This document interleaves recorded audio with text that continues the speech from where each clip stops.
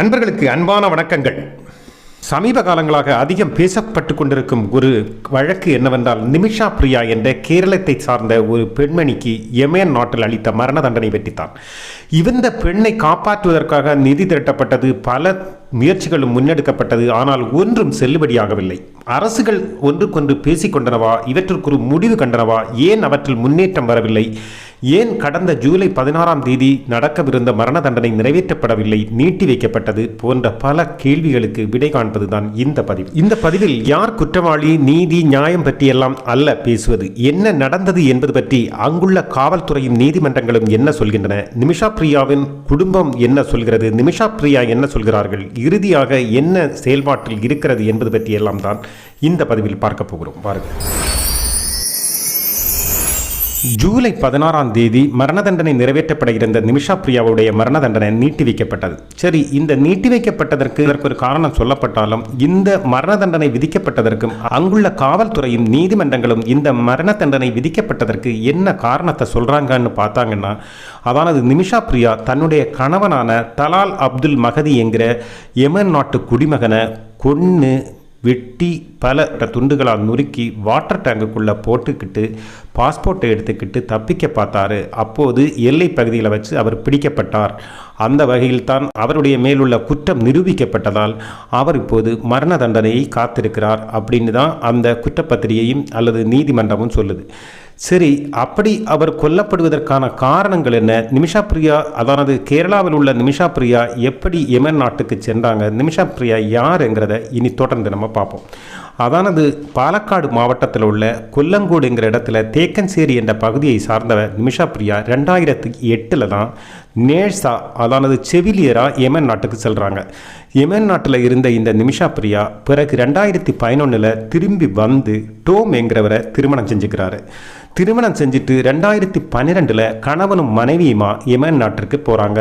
சந்தோஷமாக honeymoon trip மாதிரி Yemen நாட்டுக்கு போனவங்க அங்கே போய் நிமிஷா பிரியா செவிலியர் வேலை பார்க்கும்போது டோம் வந்து ஒரு தனியார் நிறுவனத்திலையும் வேலை பார்க்குறாங்க. ரெண்டு பேருடைய வாழ்க்கையும் சந்தோஷமாக போயிட்டு இருக்கும்போது தான் ரெண்டு பேருக்குள்ளேயும் ஒரு ஆசை வருது. அதானது ஏன் நம்ம தனியாக ஒரு கிளினிக் ஆரம்பிக்கக்கூடாது அப்படிங்கிற ஒரு எண்ணம் வருது. பொதுவாக அரபு நாட்டுகளில் நம்ம என்ன தொழில் தொடங்கினாலும் சரி, இல்லை ஒரு வியாபாரம் தொடங்கினாலும் சரி, எது தொடங்கினாலும் அந்த அரபு நாட்டு குடிமகனுடைய பங்களிப்பு மிக முக்கியமானது.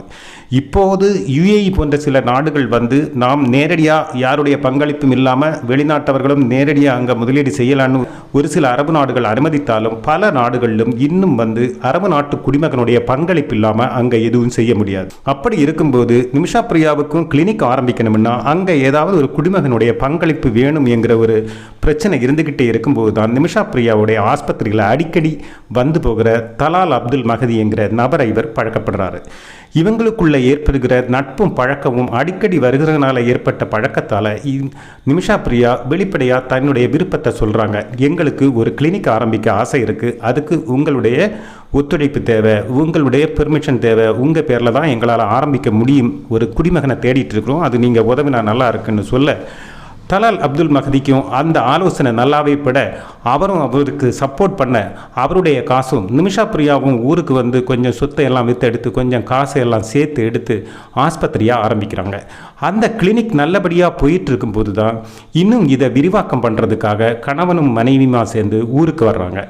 ஊருக்கு வந்து இன்னும் கொஞ்சம் காசுகளை எல்லாம் திரட்டிட்டு போய் அந்த ஆஸ்பத்திரியை பெரிதாக்க முயற்சி பண்ணுறாங்க. அப்படி வரும்போது தான் 2014 அங்கே உள்நாட்டு போர் ஆரம்பிக்குது. யெமனில் உள்நாட்டு போர் ஆரம்பித்து அங்கே உள்ள அரசியலும் ஆட்சியும் எல்லாம் ஆழம் திட்டி நடக்க ஆரம்பிக்கும் போது புது விசா நிமிஷா பிரியாவுடைய புருஷனுக்கு கிடைக்காம போயிருது. தனியார் நிறுவனத்தில் வேலை பார்த்த டோமுக்கு சரியான விசா கிடைக்கிறதுனால மகனையும் டோமையும் ஊருக்கு விட்டுக்கிட்டு நிமிஷா பிரியா மட்டும் திருப்பி போகிறாங்க யெமனுக்கு போன நிமிஷா பிரியா ஆஸ்பத்திரியை தொடர்ந்து நடத்திட்டு வரும்போது நம்மளுடைய யெமன் நாட்டு குடிமகனான தலால் அப்துல் மகதிக்கு ஒத்தையில் இருக்கிற நிமிஷா பிரியா மேலே உள்ள சமீபனங்களும் அடுத்து அவர்களுடைய நடவடிக்கைகளும் சற்று வித்தியாசமாகப்பட ஆரம்பிக்குது. கூட்டத்தில் எல்லாம் வச்சு இவங்க என்னுடைய மனைவி தான், நான் அவருடைய புருஷன் தான், எங்களுக்கு கல்யாணம் ஆயிடுச்சு அப்படிங்கிற மாதிரி பேச ஆரம்பிக்கிறாங்க. இது வந்து மிகப்பெரிய ஒரு மன உளைச்சலையும் வேதனையையும் நிமிஷா பிரியாவுக்கு ஏற்படுத்துறதா சொல்கிறாங்க. யெமன் குடிமகனான தலால் அப்துல் மகதி இதை பற்றி எல்லாம் கவலைப்படாமல் இவங்களை ரொம்ப கட்டாயப்படுத்துறதும் ரொம்ப கொடுமைப்படுத்தினதா எல்லாமே சொல்கிறாங்க. மட்டும் இல்லை, ஆஸ்பத்திரி வருமானம் எல்லாம் மனைவியோடது எனக்கு மட்டும்தான் அப்படிங்கிற மாதிரி வருமானத்தை எல்லாம் எடுக்கிறதுனால பிரிஞ்ச காசு கூட ஒன்றுமே வர்றதில்லைங்கிற நிலைமை வந்துடுது. ஆஸ்பத்திரியை தொடர்ந்து நடத்துறதுக்கோ அதை நடத்திட்டு போகிறதுக்கோ முடியாத ஒரு நிலை நிமிஷா பிரியாவுக்கு வந்துடுது. காசும் தர்றதில்லை, மிகப்பெரிய சித்திரவதையும் பண்ணுறாரு, பிரச்சனையும் பண்ணுறாரு, மனைவின்னு எல்லாருக்கிட்டையும் சொல்கிறாரு. இதுக்கு இடையில் இவங்க கொண்டு வந்து பல புகார்களும் அதிகாரிகள்கிட்ட கொடுத்ததுக்கு அப்புறமே குடிமகன்ங்கிறதுனால அவங்க மேலே எந்த நடவடிக்கையும் எடுக்கலை. அது மட்டும் இல்லை, அவர் வந்து நடவடிக்கைகளிலிருந்து தப்பிக்கிறதுக்காக போலி கல்யாண சர்டிஃபிகேட் தயார் பண்ணதா சொல்கிறாங்க. அதானது திருமண சான்றிதழ் போலியாக தயாரித்ததா இவங்க சொல்கிறாங்க. அந்த திருமண சான்றிதழ் தயாரித்தது மட்டும் இல்லை, எல்லார்கிட்டையும் சொல்லவும் செஞ்சதுனாலே மட்டும் இல்லை, அங்கே திருமணம் நடந்ததான சில சாட்சிகளையும் அவர் போலியாக உருவாக்குனதா இவங்க சொல்கிறாங்க. மனைவி மேலே கணவனுக்கு அதிக உரிமை உண்டுங்கிறதுனால இவங்களுடைய புகாரை விட கணவனுக்கான ஆதரவு தான் யமன் நாட்டில் அதிகம் இருந்ததுனால இவருடைய தாக்குதலோ அல்லது இவருடைய சித்திரவதைகளினாலோ அல்லது இவருடைய கொடுமைகளிலிருந்து தப்பிக்க முடியாமல் நிமிஷா பிரியா ரொம்ப வருத்தப்பட்டாங்க. அந்த நிலைமையில தான் இவங்க கூட வேலை பார்த்த சஹானா என்கின்ற பெண்மணி, அதானது அவங்களும் யமன் நாட்டு பெண்மணி தான், அவங்களும் இந்த பிரச்சனையெல்லாம் ஃபேஸ் பண்ண ஆரம்பித்தாங்க. அப்படி இருக்கும்போது எப்படியாவது இதிலிருந்து தப்பிக்கணும்னு 2 பேரும் யோசிச்சிருக்காங்க. ஒரு நாள் ஃபோனில் நிமிஷா பிரியா கிட்ட ஒரு ஐடியா கொடுக்குறாங்க சஹானா. அதானது பேசாமல் மயக்க மருந்து போட்டு அவரை மயக்கி பள்ளிட்டு அவர்கிட்ட இருந்து பாஸ்போர்ட்டையும் எடுத்துகிட்டு நீங்கள் தப்பிக்க பார்க்கக்கூடாதா அப்படின்னு கேட்டு வைக்கிறாங்க. ஆனால் இது வந்து எந்த வகையில் சாத்தியம் அப்படின்னு யோசிக்கிறாங்க நிமிஷா பிரியா. ஏன்னா நிமிஷா பிரியா பல சித்திரவதையையும் கொடுமையும் மன உளைச்சலுக்கும் ஆளானதால் என்ன பண்ணலான்னு யோசிக்கிறாங்க. அப்படி இருக்கும்போது தான் மயக்க மருந்து, அனஸ்தீசியா மாதிரியான மயக்க மருந்து கொடுத்து இவரை மயக்கி கடத்திட்டு இவர் ஏற்கனவே இவர் துப்பாக்கி முனையில் மிரட்டி தன்னிடமிருந்து வாங்கி வச்சிருக்கிற பாஸ்போர்ட்டை எப்படியாவது வாங்கிட்டு தப்பிச்சிடணும்னு முடிவு பண்ணி இவங்களுக்கு ஆபரேஷன்களின் போது மயக்கத்திற்காக பயன்படுத்துகிற அனஸ்தீசியா மாதிரியான கெட்டாமைன் என்கிற மயக்க மருந்தை இந்த நபருக்கு போடுறாங்க. அதுவும் அதிக டோஸ் ஆகி அவருடைய மரணத்துக்கு தள்ளி விட்டதாகவும் சொல்கிறாங்க. அதுக்கப்புறம் என்ன நடந்துச்சுன்னு எனக்கு தெரியாது. அவர் தன்னுடைய வாக்குமூலத்தில் சொல்லி இருக்கிறதும் அதுதான். கொடுமைகளை தாங்க முடியாமல் என்னால் என்ன பண்ணணும்னு எனக்கு தெரியல. ஒரு வகையாக நான் இந்த பாஸ்போர்ட்டை திருப்பி எடுக்கிறதுக்கும் இவர்கிட்ட இருந்து தப்பிக்கிறதுக்கும் அவ்வளவு நேரம் மட்டும் இவர் மயக்க நிலையில் இருக்கிறதுக்காக இவருக்கு வந்து மயக்க மருந்தை நான் இன்ஜெக்ட் பண்ணிவிட்டு அவர்கிட்ட இருந்து பாஸ்போர்ட்டை எடுத்துக்கிட்டு நான் தப்பி போகிறதுக்கு முயற்சி பண்ணது உண்மைதான். ஆனால் அந்த மருந்து வந்து அதிக டோஸ் ஆகி அவர் இறந்துருக்கிறாரு. மற்றபடி அங்கே என்ன நடந்தது, அந்த உடல் எப்படி துண்டு துண்டாக ஆச்சு என்னெல்லாம் எனக்கு தெரியாதுங்கிற மாதிரி தான் இவர் மொழி கொடுத்துருக்குறாங்க. ஆனால் உண்மையில் என்னென்னா அங்கே 100க்கும் அதிகமான துண்டுகளாக அவர் வெட்டப்பட்டு வாட்டர் டேங்கில் போடப்பட்டதாகவும் உறவுகளுக்கு முழு உடலுக்கான உறுப்புகளும் அல்லது துண்டுகளே கிடைக்கல அப்படிங்கிற ஒரு புகாரும் அங்கே இருக்கிறதாகவும் சொல்கிறாங்க. சரி, கொடுமைகளில் இருந்து தப்பிக்கிறதுக்காக அவங்க அப்படி மயக்க ஊசி போட்டுட்டு தப்பிக்கிறதா சொல்லுவாங்க. நிமிஷா பிரியா இன்னொரு விஷயத்தையும் சொல்கிறாங்க. நான் பல தடவை அதிகாரிகள்கிட்ட முறையிட்டும் யாருமே அதை கண்டுகொள்ளலை, கணவன் மனைவிக்குள்ள பிரச்சனைங்கிற மாதிரி கண்டுக்காமல் விட்டாங்க அப்படின்னு சொல்கிறாங்க. பிறகு எப்படி இந்த குற்றத்தை நீங்கள் ஒத்துக்கிட்டீங்கன்னு கேட்டிங்கன்னா, நான் வந்து இல்லைன்னு தான் சொன்னேன். கட்டாயப்படுத்தி என்ன அவங்க குற்றப்பத்திரிகையில் ஒப்பு போட வச்சாங்க. மட்டும் இல்லை, எனக்கு அந்த குற்றப்பத்திரிகையில் என்ன எழுதி இருக்கிறாங்க டிரான்ஸ்லேஷன் செய்து சொல்லித்தரதுக்கு கூட ஒரு டிரான்ஸ்லேட்டரை கூட அவங்க நியமிக்கலை அப்படின்னும் புகார் சொல்கிறாங்க நிமிஷா பிரியா.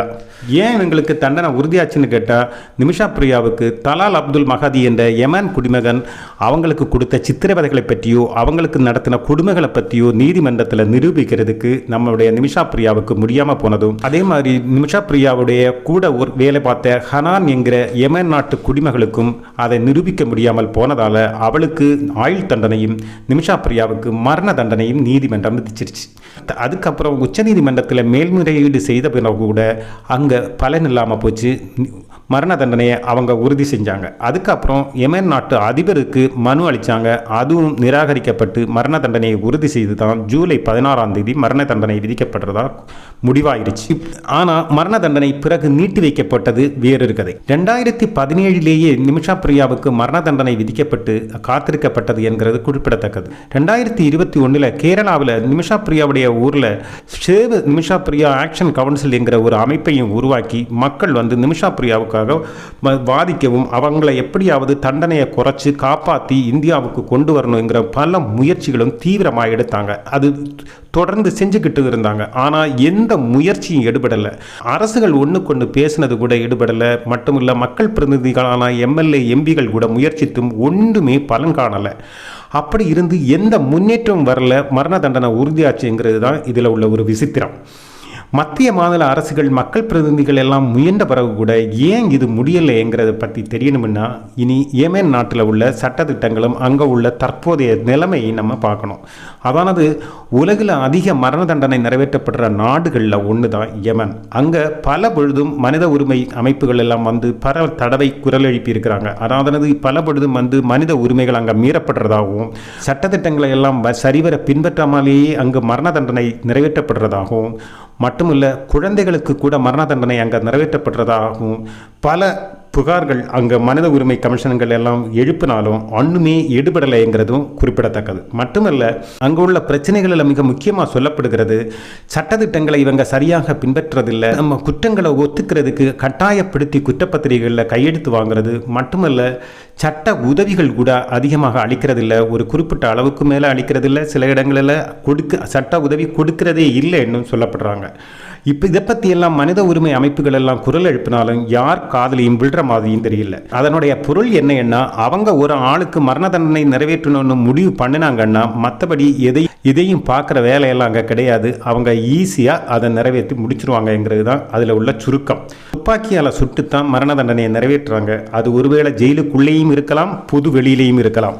அது பாதிக்கப்பட்டவர்களுடைய குடும்பங்கள் கூட தீர்மானிக்கிறதுக்கு அங்கே உரிமை உண்டு என்கிறது தான் அங்கே உள்ள சட்ட விதிகளில் மிக முக்கியமானது. பொதுவாக குற்றவாளிக்கு 3 வகையான தண்டனைகள் அல்லது 3 வகையான வாய்ப்புகள் இருக்கிறதா சொல்கிறாங்க. அந்த 3 வகையையும் பாதிக்கப்பட்டவர்களுடைய குடும்பங்கள் வந்து தீர்மானிக்க முடியும். அதானது அவங்களுக்கு அதற்கேற்ற தகுந்த தண்டனை கொடுக்கிறது. மரண தண்டனை ஆனாலும், உறுப்புகளை வெட்டுவதானாலும், எதாக இருந்தாலும் அதற்கான பாதிக்கப்பட்டவர்களுடைய குடும்பத்தார் அந்த தண்டனையை வந்து முடிவு பண்ணலாம். அல்லது பிளட் மணிங்கிற மரணத்துக்கான ஒரு நிவாரணத் தொகையை வாங்கிட்டு அவங்கள மன்னித்து அனுப்பி வைக்கலாம். இல்லைன்னா ஒரு தொகையுமே வாங்காமல் பரிதாபப்பட்டு மனிதாபிமானத்தில் அவங்கள மன்னித்து அனுப்பி வைக்கலாம்.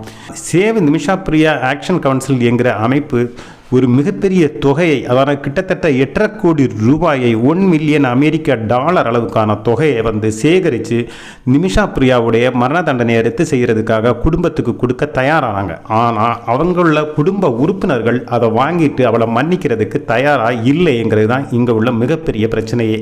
சரி, அப்படின்னா இந்திய அரசு எத்தனையோ மரண தண்டனைவாதிகளையும் மற்றவர்களை எல்லாம் மற்ற நாடுகளில் இருந்தெல்லாம் பேசி காப்பாற்றி கூட்டிட்டு வந்திருக்கு. அப்போ நிமிஷா பிரியா விஷயத்தில் ஏன் மத்திய அரசு தலையிடலை அப்படின்னு கேட்டிங்கன்னா, 2014 முதலே யெமன் நாட்டில் உள்நாட்டு கலவரமும் அல்லது உள்நாட்டு போராட்டங்கள், எதிர்ப்பு குரல் அல்லது உள்நாட்டு போர் ஆரம்பிச்சிருச்சு அப்படின்னு சொல்லியிருந்தோம் இல்லையா? ஆக இப்போ என்ன ஆச்சுன்னா, யெமன் நாட்டுடைய தலைநகரை இப்போ ஹூதி அமைப்புகள் ஆள்றாங்கன்னா ஒவ்வொரு பகுதியையும் ஒவ்வொரு போராட்ட குழுக்கள் தன்வசப்படுத்தி ஆண்டுட்டு இருக்கிறாங்க. அதாவது குறிப்பாக சொன்னால் யெமன் நாட்டில் ஸ்திரமான தேசிய அளவிலான ஒரே ஒரு ஆட்சிங்கிற நிலைமை இல்லாமல் ஒவ்வொரு பகுதியையும் ஒவ்வொரு போராட்ட குழுக்கள் ஆக்குப்பை பண்ணி அவங்க பாட்டுக்கு அவங்க ஆட்சி செஞ்சிட்ருக்கிறாங்க. அப்படிப்பட்ட ஒரு தீவிர போராட்ட குழுக்களுடைய ஆட்சியின் கீழே இருக்கிற பகுதியில் தான் நம்ம நிமிஷா பிரியா இருக்கிறதுனால அந்த போராட்ட குழுக்களுடைய நீதிமன்றங்களும் அவங்களுடைய நீதிகளும் குரான் அடிப்படையிலான அவங்களுடைய தீர்மானங்களும் தான் அங்கே செல்லுபடியாகும். ஆனால் இங்கே ஒரு விஷயம் என்னடானா, அங்கே உள்ள மத குருக்களுக்கு அல்லது அங்கே உள்ள மிக பழமைவாதிகளுக்கு இந்த நீதிமன்றங்கள்லேயும் நீதிகள்லேயும் கூட செல்வாக்கு செலுத்துறதுக்கு உரிமை உண்டு. அதை மாற்றியோ நீக்கியோ தடுப்பதற்கோ எல்லாம் உரிமை இருக்குது. அந்த வகையில் தான் இந்த நிமிஷா பிரியாவுடைய மரண தண்டனை நீட்டி வைக்கிறதுக்கு கேரளாவில் உள்ள மதகுருவான காந்தபுரம் ஏபி அபுபக்கர் என்கிற மதகுரு யெமன் நாட்டில் உள்ள மத குருக்கள் அல்லது பழமைவாதிகள்கிட்ட எல்லாம் பேசி அங்கே ஜூலை 16 நிறைவேற்றப்பட இருந்த மரண தண்டனையை நீட்டி வச்சிருக்காங்க. அப்போ எந்த அளவு அங்கே உள்ள பழமைவாதிகளுக்கோ அல்லது மதகுருக்களுக்கோ செல்வாக்கு இருக்கிறதுங்கிறது மதபரமான தண்டனைகளும் அல்லது செயல்பாடுகளும் நடவடிக்கைகளும் தான் அங்கே செல்லுபடியாகுங்கிறது தெளிவாக தெரியுது. அதானது அங்கே அரசுகள் பேசி ஒன்று சாதிக்க முடியாது, அரசுகள் பேசுகிற அளவுக்கும் அங்கு நிலைமைகள் இல்லை அங்கிறது தான் அங்கே உள்ள உண்மையான ஒரு விஷயம். சரி, நிமிஷா பிரியாவுடைய மரண தண்டனை தற்போது நீட்டி வைக்கப்பட்டாலும் இப்போது மரண தண்டனை தான் கொடுக்கணும் அப்படிங்கிற ஒரு முயற்சியிலேயே தான் அங்கே உள்ள குடும்பத்தார் இருக்கிறதா, பாதிக்கப்பட்டவங்க குடும்பத்தார் இருக்கிறதாகவும் சொல்கிறாங்க. ஆக இங்கே ஒரு விஷயத்தை கவனிக்கப்பட வேண்டிய ஒரு விஷயம் என்னடானா, இருதரப்பு வாதங்கள் இருக்கலாம். அதானது யெமன் நாட்டு குடிமகன் அதிகப்படியான சித்திரவதைகளும் பிரச்சனைகளையும் உருவாக்குனதுனாலையும் வாழ்கிறதுக்கு வேறு வழி இல்லாமல் அந்த பொம்பளை அப்படி செஞ்சாங்க அப்படின்னு சொல்கிறவங்க ஒரு பக்கம் இருந்தாலும், அந்த யெமன் நாட்டு குடிமகனை ஏதோ ஒரு உணர்ச்சி வசப்பட்டு கொண்டான், சரி அந்த உடலில் கூட ஒரு நியாயமோ நீதியோ காட்டாமல் இப்படி துண்டு துண்டாக வெட்டி இப்படி போட்டாங்களே, அப்படி அப்போது எந்த வகையில் அவங்கள மன்னிக்க முடியும் என்கிற கேள்வியும் ஒரு பக்கம் இருக்குது. இனி ஒரு பக்கம் என்ன சொல்கிறாங்க, நம்ம நாட்டில் தான் ஒழுங்காக தண்டனைகள் எல்லாம் கொடுக்க முடியாது, அதனால் மற்ற நாடுகள்லையாவது அவங்க தப்பு செய்கிறவங்களுக்கு தண்டனை கொடுக்குறாங்க, இதில் எதுக்கு தேவையில்லாமல் தலையீடு, எதுக்கு இந்த இவ்வளவு ரூபா கட்டி அவங்கள காப்பாற்றணும் அப்படிங்கிற கேட்குறவங்களும் இருக்கிறாங்க. அதே நேரத்தில் என்ன இருந்தாலும் ஒரு உயிர் இல்லையா, நம்ம நாட்டில் உள்ள ஒரு பிரஜை இல்லையா, அவங்கள காப்பாற்றுறதுக்கு நம்ம ஒரு கடமை இல்லையா, உண்மையிலேயே அவங்க தப்பு செய்யாமல் இருந்திருந்தால் பாவம் இல்லையா அப்படின்னு கேட்குறவங்களும் இருக்கிறாங்க. எது இருந்தாலும் மனிதாபிமான அடிப்படையில் அடங்கினாலும் சரி, என்ன இருந்தாலும் சரி, நிமிஷா பிரியா யெமன் நாட்டு குடிமகனை திருமணம் செய்ததும் கணவனாக அறியப்பட்டது எல்லாமே போலி என்று நிமிஷா பிரியா பக்கம் பாதிக்கப்படுகிறது. மட்டும் இல்லை, அவங்க குடும்பக்காரங்க என்ன சொல்கிறாங்கன்னா, புள்ள அவங்க அந்த ஆளை கல்யாணமும் பண்ணலை, கொலையும் பண்ணலை, ஒரு தெரியாமல் நடந்த ஒரு கையபத்தத்தில் அவங்க இறந்துருப்பாங்க, மற்றபடி அவரால் சித்திரவதை செய்யப்பட்டதும் இந்த திருமணம் கணவன் என்கிறதெல்லாம் துணைக்கப்பட்ட ஒரு கதையை தவிர அவள் உண்மையிலேயே அவரை கணவனாக வாழலை அப்படின்னெல்லாம் இவங்களும் சொல்கிறாங்க. எது உண்மையாக இருந்தாலும் வெளிநாடுகளில் போகும்போது நம்மளுடைய ஆசைகளும் லட்சியங்களும் எல்லாம் நல்லது தான். ஆனால் எப்போதுமே நம்ம அங்கே உள்ள சட்டத்திட்டங்களை மதித்து அதற்கு ஏற்ப நம்மளால் முன்னேற முடிஞ்சால் முன்னேறணும், இல்லைன்னா முடிஞ்ச அளவு சம்பாதிச்சுட்டு ஊரில் நல்லா முயற்சி பண்ணி ஏதாவது நம்மளுடைய தொழிலோ வியாபாரமோ செஞ்சு நம்மளுடைய வாழ்க்கையை வளமுள்ளதாக மாற்றிக்கணும். அல்லாமல் தேவையில்லாமல் மற்ற நாடுகளில் போய் இருந்துட்டு மற்ற நாட்டு குடிமகன்கள்கிட்ட சேர்ந்து நம்ம ஏதாவது பண்ணும்போது வர்ற பிரச்சனைகளை சமாளிக்க நம்மளால் முடியுமான்னு நம்ம முதல்ல பார்க்கணும். நம்மளால் முடியாத வந்துச்சுன்னா பணம் போனால் போகுது, எப்படியாவது ஊரில் போய் நம்ம வாழ்ந்துக்கலாம் அப்படின்னு சொல்லிட்டு திரும்பி வர்றது நல்லது. அவங்கள்ட்ட மோதுறதுக்கோ இது பண்ணுறதுக்கோ போனால் அந்த நாட்டு குடிமகனுக்குத்தான் அந்த நாட்டின் சட்டம் எல்லாம் சப்போர்ட் பண்ணுங்கிறதையும் மறந்துடக்கூடாது. மட்டுமல்ல, இன்னொரு விஷயம் என்னடான்னா, இங்கே பல சந்தேகங்களை எழுப்புகிறாங்க. அதானது ஏன் நிமிஷா பிரியா கணவனை விட்டுக்கிட்டு அங்கே போனாங்கன்னு கேட்டதற்கு, அந்த உள்நாட்டு கலவரம் வந்ததுனால நிமிஷா பிரியாவுடைய கணவனுக்கு விசா கிடைக்கிறதுனால தான் தனிமையில் மாட்டிக்கிட்டாங்கன்னு சொல்கிறாங்க. சரி, அப்படி இருந்தால் ஏன் ஊருக்கு வரலன்னு கேட்டால் பாஸ்போர்ட்டை எடுத்து வச்சுருந்ததாக சொல்கிறாங்க. அந்த பாஸ்போர்ட்டை எடுக்கிறதுக்கு தான் நான் மயக்க மருந்து கொடுத்ததாகவும் சொல்கிறாங்க. ஸோ இதில் பல விஷயங்கள் இருக்குது. சரி, அப்படின்னா நீங்கள் மயக்க ஊசி கொடுத்துட்டு வந்திருக்க வேண்டியது தானே, எப்படி இப்படி துண்டு துண்டாக ஆச்சுங்கிற கேள்வி பாக்கியாக நிற்கிது. எப்படி இருந்தாலும் இனி அந்த குடும்பத்தார்கள் இந்த மரண தண்டனையை நீட்டி வச்ச பிறகு கூட தண்டனை தான், அதில் உறுதியாக இருக்கிறோம், எங்களுக்கு பணம் தேவையில்லை அப்படின்னு உறவுகள் சொல்கிறதும் அங்கே ஃபேஸ்புக்கு உட்பட பல சமூக வலைதளங்களையும் வந்ததாகவும் செய்திகள் வருது. அதே நேரத்தில் ஒரு விஷயத்தில் இங்கே கவனிக்கப்பட வேண்டிய விஷயம், அந்த குடும்பத்தில் எத்தனை உறுப்பினர்கள் உண்டோ அந்த உறுப்பினர்கள் எல்லாருமே ஒத்துக்கிட்டால் மட்டும்தான் மரண தண்டனையிலிருந்தோ அல்லது கை கால் உறுப்புகள் வெட்டுத தண்டனையிலிருந்தோ தப்பிக்க முடியுங்கிறதும் குறிப்பிடத்தக்கது. அதனால் ஒரு சிலர் மட்டும் விட்டாலும் மற்றவங்க அதை கட்டாயம் நிறைவேற்றலன்னு சொன்னால் நிறைவேற்றுவாங்கங்கிறதுலேயும் மாற்று கருத்தில்லை. ஆனால் கேரளாவில் உள்ள மதகுரு சொல்லித்தான் இப்போது நிமிஷா பிரியாவுடைய மரண தண்டனை நீட்டி வைக்கப்பட்டிருக்கிறது என்கிறதும் இங்கு கவனத்தில் உள்ள ஒரு மிக முக்கியமான விஷயம். இப்போது பரவலாக பேசப்பட்டு கொண்டிருந்த நிமிஷா பிரியா யார், எதனால் மரண தண்டனை விதிக்கப்பட்டது, யெமனில் என்ன சொல்கிறாங்க, நிமிஷா பிரியாவோட குடும்பம் என்ன சொல்லுது, நிமிஷா பிரியா என்ன சொல்கிறாங்கங்கிறதெல்லாம் உங்களுக்கு தெரிஞ்சிருக்கும். இந்த பதிவு ஏற்றப்படுகிற 2025 ஜூலை 23 உள்ள தகவல் படி மத்திய அரசுடைய கடின முயற்சியின் பலனாக யெமன் நாட்டில் தற்போது ஹுய்தியுடைய ஆட்சி பகுதிக்குள்ளே இருக்கிற நிமிஷா பிரியாவுடைய தண்டனை ரத்து செய்யப்பட்டதாகவும் அவங்கள விரைவில் கொண்டு வர முயற்சிகள் நடப்பதாகவும் பாதிரியார் பவுல் என்பவர் செய்தி வெளியிட்டிருக்கிறதா ஊடகங்கள் பலவும் செய்திகள் தெரிவிக்கின்றன. யெமனில் தேசிய அளவிலான நிலையான ஒரு அங்கீகரிக்கப்பட்ட அரசுடைய ஆட்சி இல்லைங்கிறதுனால தான் மத்திய அரசுக்கு பல தடங்கல்களும் பல சிரமங்களும் காலதாமதமும் ஏற்பட்டுச்சுங்கிறது இப்போ உங்களுக்கு புரிஞ்சிருக்கும். எப்படி இருந்தாலும் முடிவு சுபமாக முடிந்ததில் சந்தோஷமே. இன்னொரு பதிவோடு மீண்டும் பார்ப்போம்.